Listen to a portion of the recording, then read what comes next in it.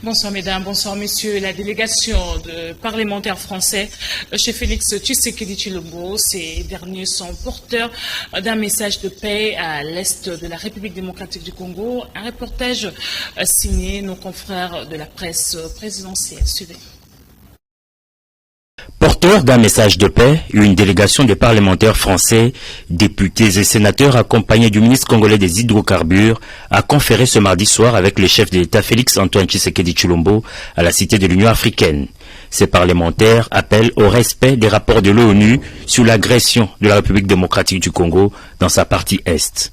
Il y a clairement un rapport des experts de l'ONU qui explique comment aujourd'hui le Congo est agressé dans l'est de son pays. Et nous sommes venus là pour dire au président que nous allons tout faire pour porter un message de paix et demander aux grandes institutions internationales de faire respecter le rapport de l'ONU pour que très vite revienne la paix dans l'est du Congo. D'après le porte-parole de ces députés et sénateurs français en mission RDC, le président Tshisekedi est très peiné par ce qui se passe dans l'est du pays. Le chef de l'État, bien sûr, est très peiné, on l'a senti très peiné par ce qui se passe dans l'est du pays. Il a longuement évoqué toutes les exactions, les crimes, les violences qui sont commises et il nous a demandé, dans la mesure où on pouvait agir, et on va le faire très fortement, de l'aider le Congo à faire respecter les frontières du pays et faire respecter aussi ce que les experts de l'ONU disent.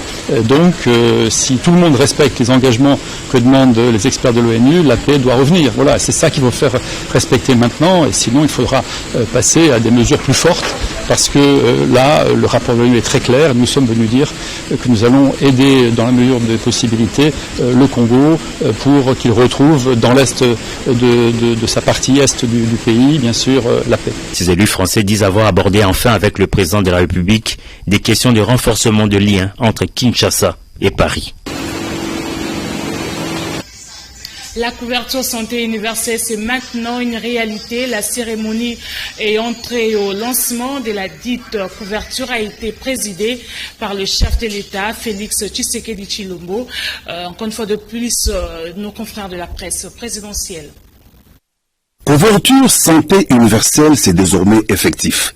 Après la gratuité de l'enseignement de base, vive la gratuité de la maternité et des soins du bébé. Sous le haut patronage du président de la République Félix Antoine Tshisekedi Tshilombo, le Conseil national de la couverture santé universelle a procédé ce mardi 5 septembre 2023 au lancement officiel de la couverture santé universelle en RDC, avec comme premier paquet des soins la gratuité de la maternité et la prise en charge du nouveau-né. La cérémonie a été présidée à l'hôpital du camp militaire colonel Tchachi, en présence de chefs des institutions, le président du Sénat Modeste Bahati Lukwebo, le vice-président de l'Assemblée nationale André Mbata et de plusieurs autres invités. Plus de femmes prises en otage après leur accouchement par manque d'argent, plus de stress de la femme enceinte face aux obstacles financiers causant la mortalité maternelle et infantile. La gratuité de la maternité et des soins du nouveau-né vient pallier aux souffrances des moins nantis. Elle sera d'application à Kinshasa, où l'on dénombre le taux le plus élevé de mortalité maternelle et infantile avant de s'étendre vers d'autres provinces et sur l'ensemble du pays en 2024. 320 établissements de santé ont été répertoriés à travers la ville de Kinshasa pour assurer la gratuité de la maternité et des soins des nouveau-nés. Le gouvernement de la République, qui travaille en partenariat avec la Banque mondiale et l'Organisation mondiale de la santé, a disponibilisé 42 millions de dollars américains. Encore une vision du président Félix Antoine Tshisekedi Tshilombo qui se matérialise. En ce jour du 5 septembre 2023, je suis heureux d'annoncer le lancement du programme de gratuité des accouchements dans la ville de Kinshasa, qui est le premier paquet de soins de notre mise en œuvre de la couverture santé universelle. Cela signifie que les femmes enceintes, les accouchés et nouveau-nés recevront des soins de santé de qualité gratuitement sans que les difficultés financières ne constituent un obstacle, et cela sur financement propre du gouvernement. Il a ensuite procédé à la remise symbolique des kits médicaux au personnel de la santé avant d'être convié à visiter l'hôpital moderne du camp colonel Tchachi.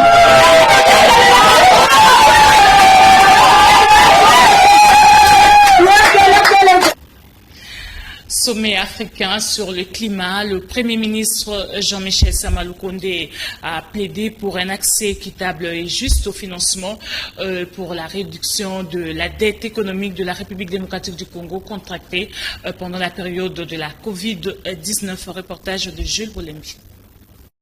Le changement climatique sont une menace existentielle pour l'ensemble de l'humanité, y compris pour l'Afrique. Alors, comment faire du continent noir un leader vert et une puissance économique? C'est au fond l'objectif affiché des 54 États du continent, berceau de l'humanité au sommet africain pour le climat de Nairobi. Le premier du genre, d'où son thème principal, promouvoir la croissance verte et le financement de l'action climatique pour l'Afrique et le monde.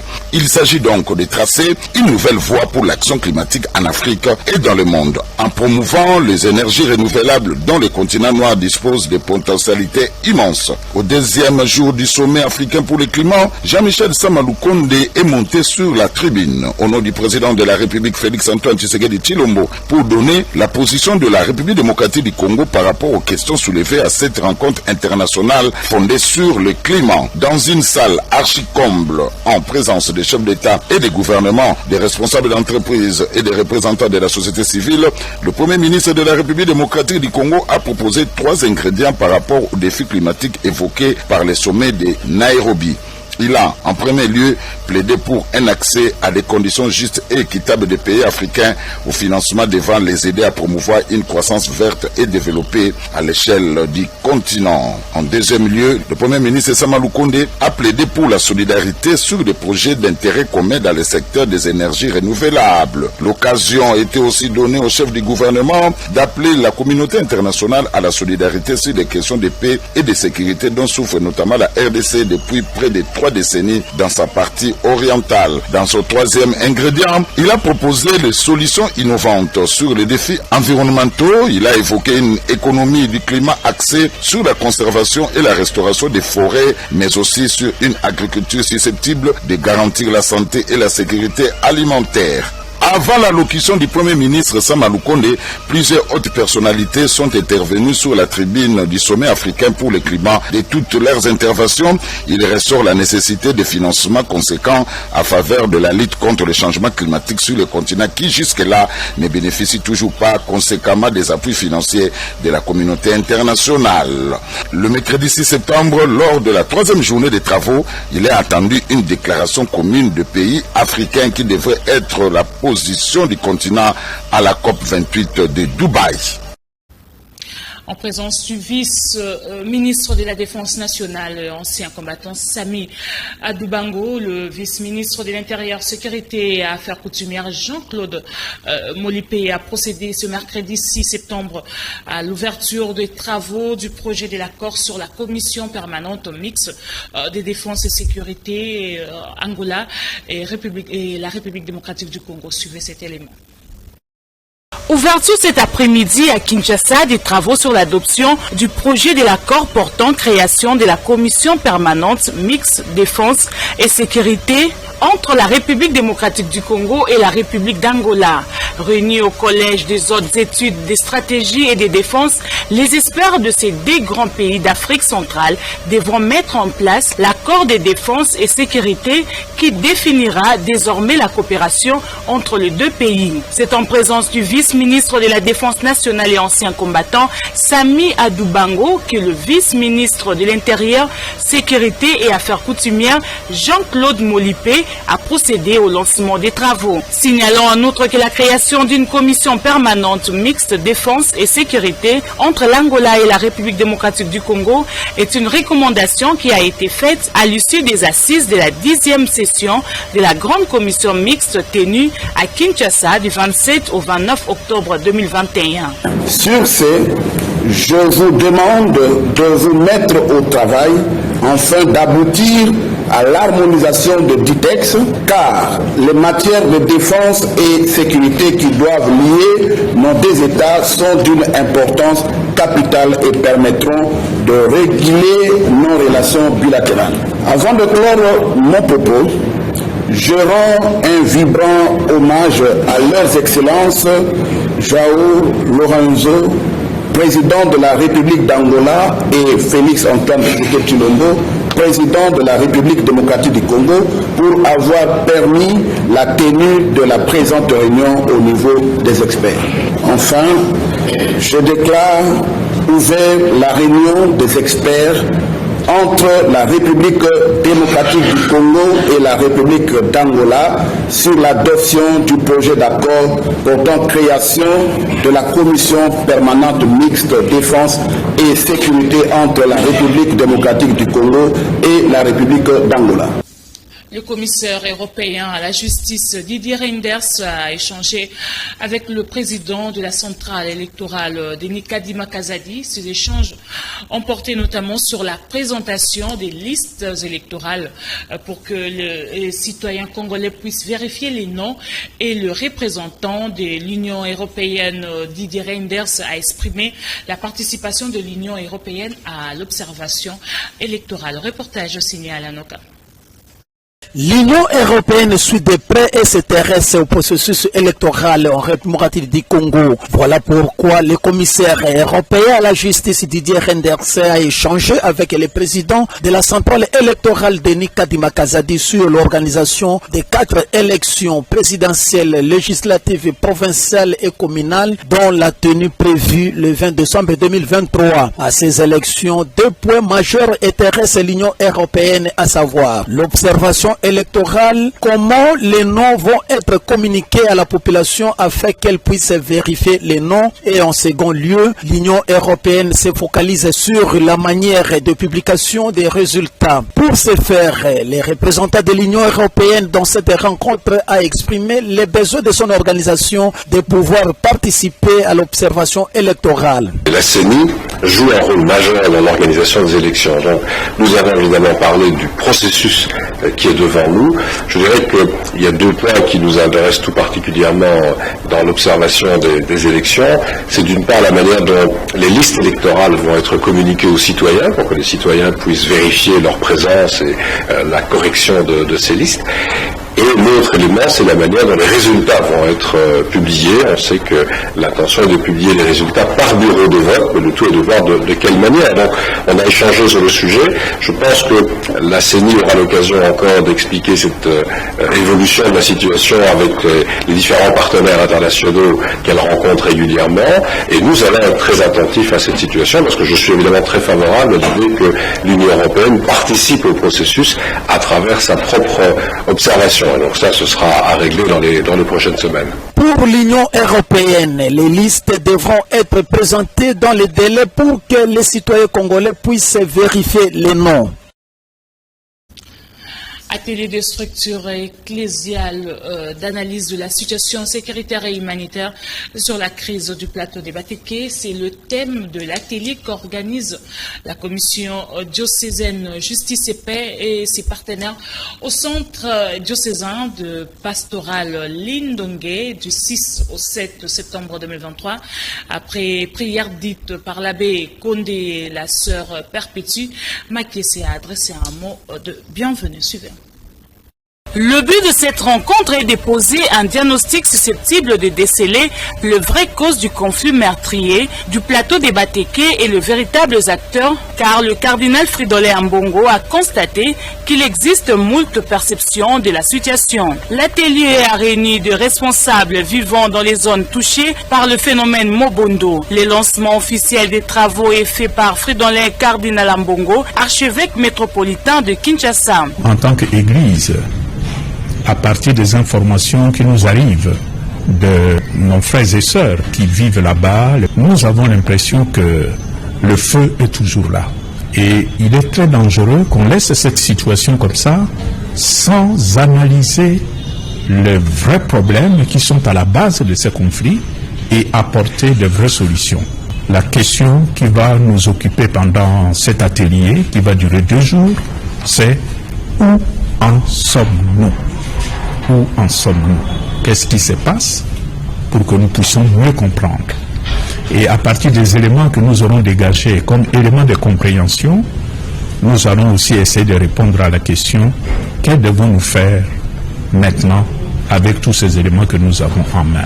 Monseigneur Bernard-Marie Fansaka, évêque de Popokabaka dans le Kwango où les Mobondo sont visiblement actifs, est l'invité de l'atelier. Il a saisi l'occasion pour tirer la sonnette d'alarme aux humanitaires de venir en aide à la population de son diocèse, surtout aux enfants traumatisés par le massacre de leurs parents. Enfin, les 2 jours impartis seront consacrés au témoignage des agents pastoraux vivant dans ces zones de conflit. À la fin de ces travaux, un cahier des charges sera certainement élaboré et remis à l'archevêque de Kinshasa pour les plaidoyers et lobbying. Martin Fayulu, président national de l'ECD, saisit l'ONU. montre plutôt les violations de droits humains en République démocratique du Congo à quelques mois des élections. À ce sujet, le député provincial de la ville de Kinshasa, Eric Bokula, exprime ses profondes inquiétudes quant aux propos de Martin Fayulu. Il est au micro de Sylvie Ndaya et de Choming Kassiama. C'est la déclaration d'un opposant populiste et en perte de vitesse. Il y a des instances dans ces pays. Avec l'actuel président, il y a eu un retour graduel, je crois qu'ils en ont complété, de la justice. On a une justice au niveau du pays. Et il y a des gens qui ont déjà été saisis, il y a déjà eu des sanctions, il y a eu des arrestations. Pourquoi aller au niveau international si ce n'est tenter de faire du populisme? Donc, faisons confiance à nos instances sur place. Le vice-premier ministre de l'Intérieur, il était là-bas. Le vice-premier ministre de la Défense était là-bas. Il y a eu des officiers qui ont été démis de leurs fonctions. Il y a des procès en cours et il y a eu des gens qui ont été arrêtés. Donc, moi, je pense que c'est l'opposition politique, comme toujours, qui essaie de faire du bruit et qui essaye surtout de donner l'impression que le climat n'est pas bon en RDC pour la tenue des élections. C'est ça leur problème. Ils ne veulent pas aller aux élections. La CENI, en entendre la CENI, on est dans la bonne voie, c'est vrai. La paix n'est pas sur toute la République, mais les élections en 2018, il y avait aussi des coins du pays où il y avait des désordres. Donc je me dis qu'on est sur la bonne voie. Ce sera peut-être la première fois qu'on ait des élections aussi bien organisées, vu c'est la façon dont les choses avancent et dans les délais. Donc je pense que je reste positif et optimiste surtout quant à la tenue de ces élections. Faites confiance aux institutions du pays, à la justice dans les cas du carnage qui s'est passé à Goma, et à la CENI dans ce qui est des élections. Donc jusque-là, ils ne nous ont donné aucune raison de douter d'eux, notamment la CENI. Donc je me dis que bien, avançons et voyons ce que ça va donner. Mieux connaître le problème des hydrocarbures en y apportant des solutions idoines. Tel est le but de la rencontre du Conseil économique qui s'est déroulée. C'était le mardi 5 septembre 2023 à Mario Ambongo et Freddy Soumaïli. Le président du Conseil économique et social, Jean-Pierre Kiwakana, a au cours de cette session économique qui a connu la participation du ministre des Hydrocarbures, Didier Boudimbu, ainsi que de quelques parlementaires français venus de l'Europe, a brossé un discours semi-économique et politique, rappelant pour la circonstance les vraies valeurs que nous devons suivre et continuer à les pérenniser afin de mieux jeter une nouvelle vase économique et sociale pour les générations à venir. Cette session économique parlementaire permettra aussi à coup sûr de mieux cerner les différents problèmes au niveau des hydrocarbures ici en République démocratique du Congo.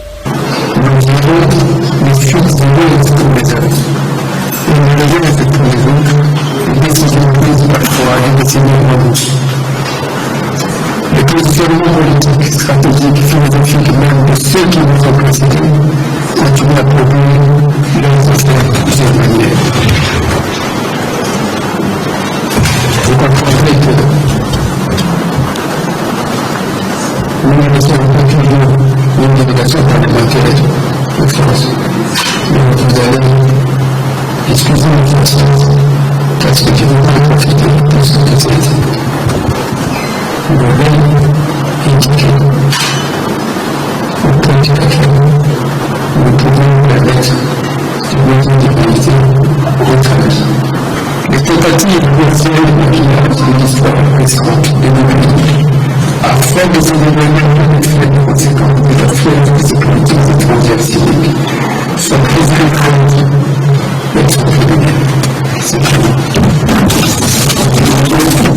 Cela permet de considérer comme force temporelle la réalité par singularité, qui ne manifeste le tournant au-delà de l'origine de partir de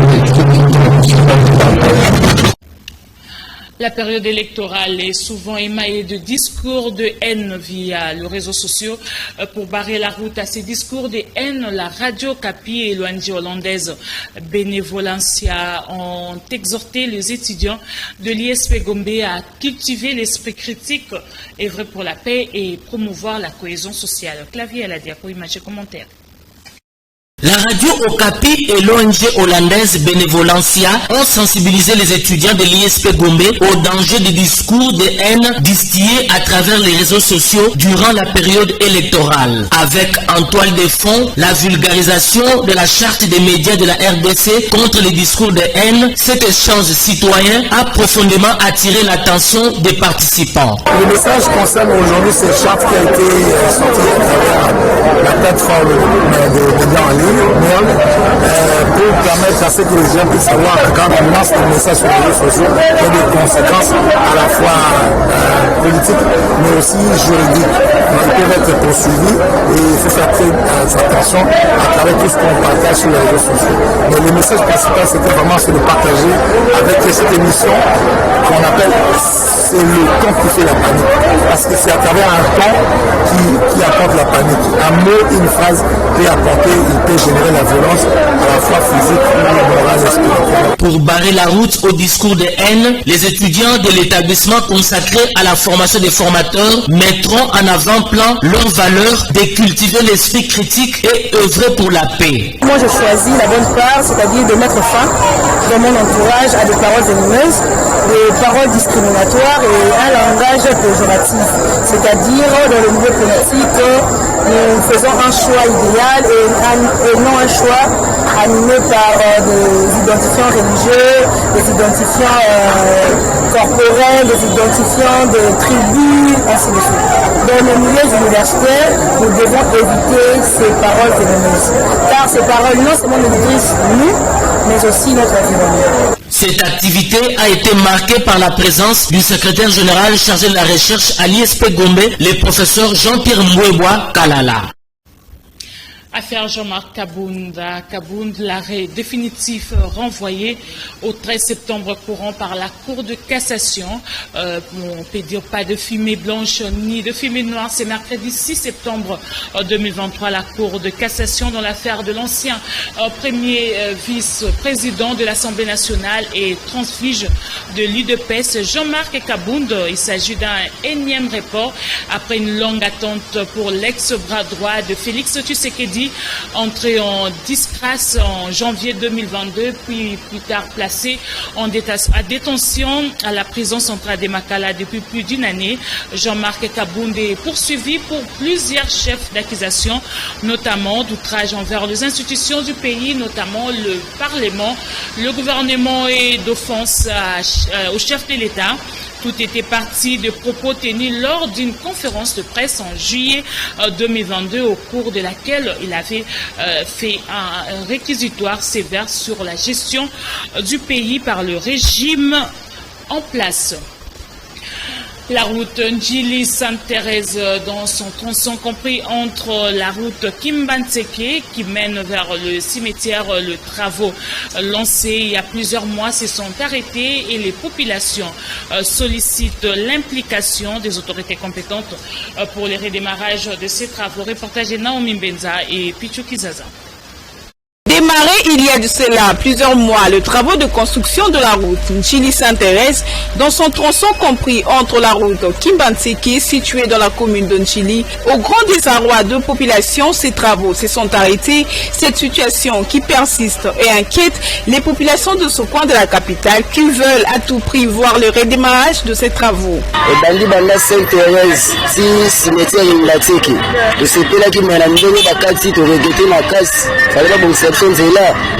Cette route part de la commune de Djili jusque vers Kimbantseke. Les travaux ont commencé il y a déjà belle lurette. Malheureusement, ils se sont arrêtés à mi-parcours. Aujourd'hui, nous voulons que l'OVD puisse revenir. Nous voulons que l'OVD puisse refaire encore cette route. C'est une route capitale pour nous. Nous payons les taxes, mais malheureusement, nous sommes en train de travailler dans un secteur qui est très compliqué pour nous. Rentrer le soir est un véritable casse-tête pour nous les conducteurs. Voilà pourquoi nous demandons la réhabilitation de cette route.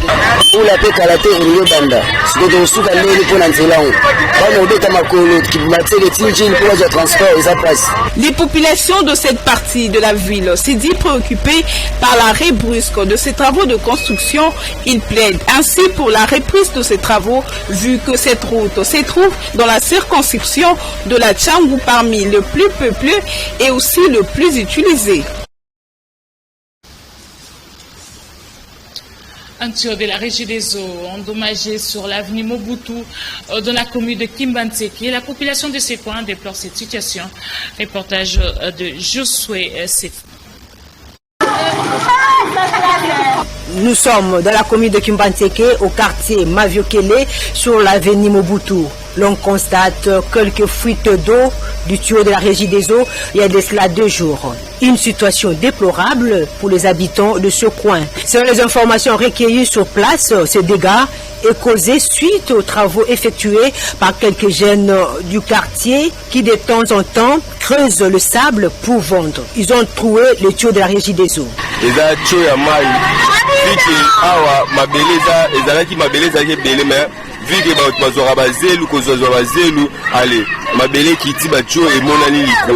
Ici, il y avait plein de sable. Les gens du quartier venaient pour creuser des trous. Hier, il y avait une moto qui passait vers 19h, qui a roulé sur ces tuyaux. Depuis hier, il n'y a pas eu les agents de la régie des eaux pour résoudre ces problèmes. Nous les appelons, mais ils ne décrochent pas nos appels.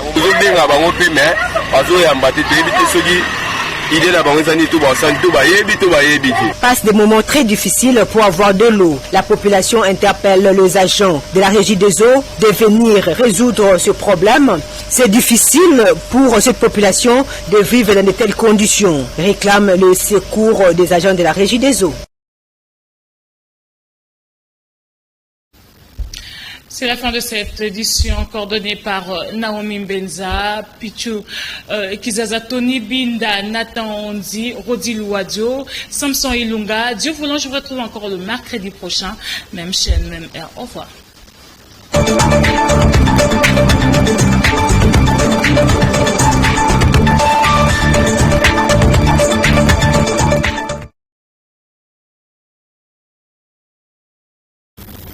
Nouvelle session du journal sur les antennes